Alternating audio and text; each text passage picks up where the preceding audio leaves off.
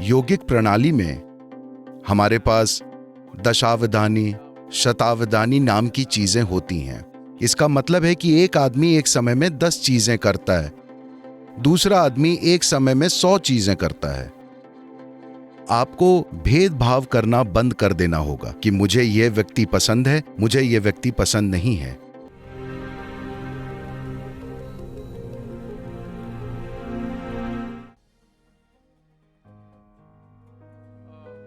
इस शब्द को समझाने के कई तरीके हैं। फोकस की बजाय अगर आप अटेंशन शब्द का इस्तेमाल करें, क्या आप मानते हैं कि फोकस और अटेंशन दोनों एक ही चीज के बारे में है? इनमें थोड़ा फर्क है, इसमें बारीक सा अंतर है। पर जब आप फोकस कहते हैं तो यह किसी चीज पर कोई रोशनी डालने जैसा है। फोकस हमेशा एक बिंदु पर होता है, अटेंशन उससे कहीं ज्यादा हो सकती है। देखिए, अभी अगर आपकी नजर साफ है, मुझे उस लड़के को देखने में दिक्कत हो रही है क्योंकि आपने उन्हें वहां हॉल में अंधेरे में बिठाया हुआ है। पर अगर हॉल सही से रोशन होता तो मुझे यहां बैठे लोगों को देखने के लिए फोकस नहीं करना पड़ेगा, मुझे बस ध्यान देने की जरूरत होगी। अगर मैं ध्यान देता हूं तो मैं यहां मौजूद सभी लोगों को देखूंगा, वे जैसे हैं वैसे। पर अभी अगर मेरी दिलचस्पी इस इंसान में हुई तब मुझे फोकस की जरूरत होगी। अगर मैं आसपास की हर चीज की ओर बिना ध्यान दिए सिर्फ फोकस्ड होता, मैं बिना भेदभाव के ध्यान की बात कर रहा हूं। ध्यान किसी चीज के बारे में नहीं, बस ध्यान देना, सिर्फ इसलिए कि आपके अंदर एक खास स्तर का ध्यान देने की क्षमता है। आपको पता है कि आप वाकई में हैं।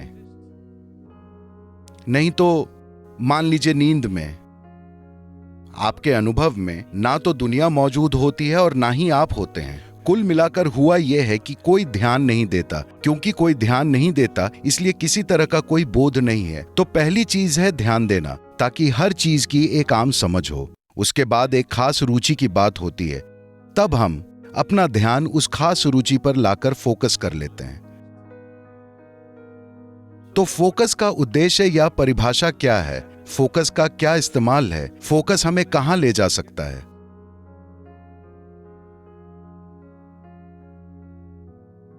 हम किसी चीज पर सिर्फ इसलिए फोकस कर रहे हैं क्योंकि our attention is not keen enough. हमारे ध्यान की तीव्रता काफी नहीं है। अगर हमारा ध्यान बहुत तीव्र होता तो आपको किसी भी चीज पर फोकस करने की जरूरत नहीं होती।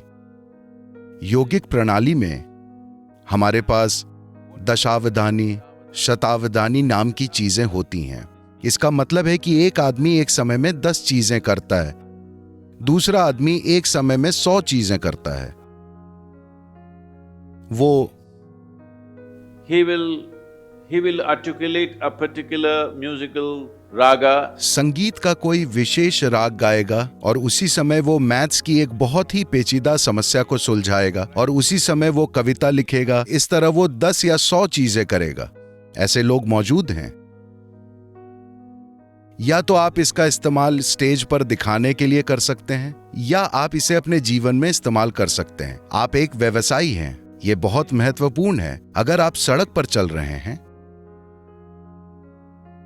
तो आप कुछ ऐसा देख सकते हैं जिसे ज्यादातर लोग नहीं देख पाते। तभी आप एक लीडर बनते हैं, क्योंकि आप वो चीजें देखने में काबिल हैं जिन्हें अभी दूसरों को देखना बाकी है। तभी आप एक लीडर का स्थान संभालते हैं, क्योंकि असल में लीडर यानी कि आप ऊंचे स्थान पर बैठे हैं। एक बार जब आप मचान पर होते हैं तो आपको दूसरों से बेहतर देखना चाहिए। तो ध्यान वो आयाम है जो आपको उस मचान पर ले जाएगा।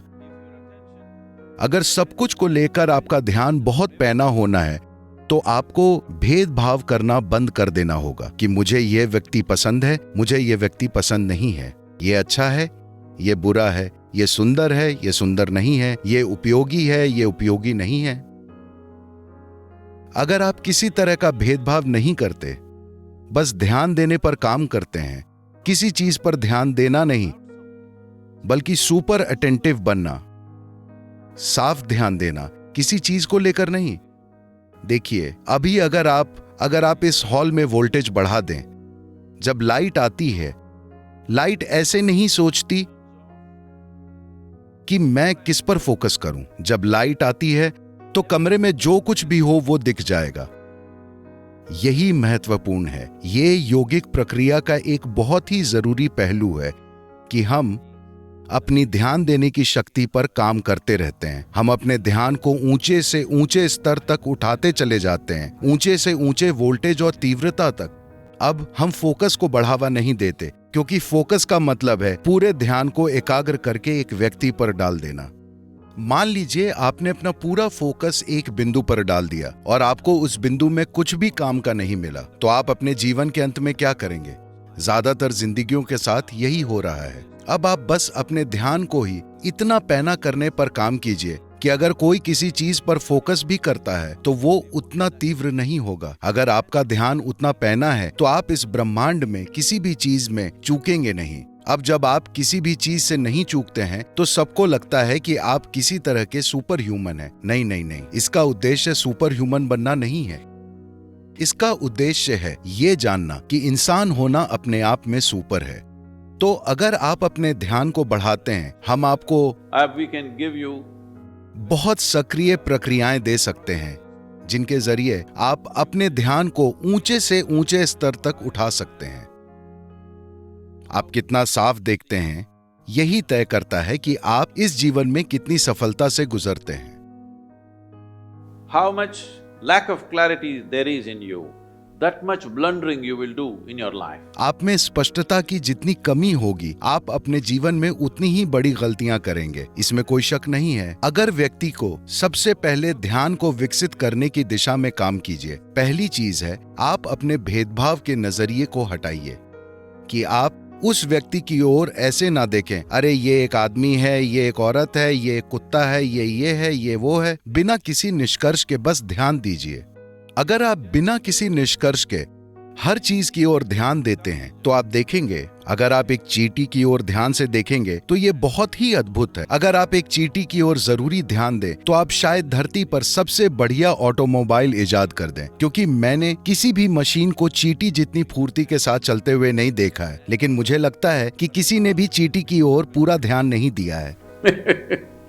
तो attention, ध्यान के स्तर को बढ़ाना फोकस से ज्यादा महत्वपूर्ण है। अगर आपको अभी किसी चीज पर फोकस करने की जरूरत है तो आप कर सकते हैं, पर अभी आप एक आसान सा प्रयोग कर सकते हैं। अगर आप अपने चेहरे को इस तरह थोड़ा सा ऊपर करके बैठते हैं और अपनी आंखें बंद कर लेते हैं तो आप देखेंगे कि स्वाभाविक ही आपकी भौहों के बीच एक फोकस बन जाएगा। लेकिन आप कई चीजों की ओर सचेत हो सकते हैं। आपके आसपास के लोग, आपकी सांसें, आपके शरीर की संवेदनाएं, आप हर चीज की ओर जागरूक हो सकते हैं और फिर भी फोकस्ड रह सकते हैं। तो मानसिक फोकस एक सीमित संभावना है, पर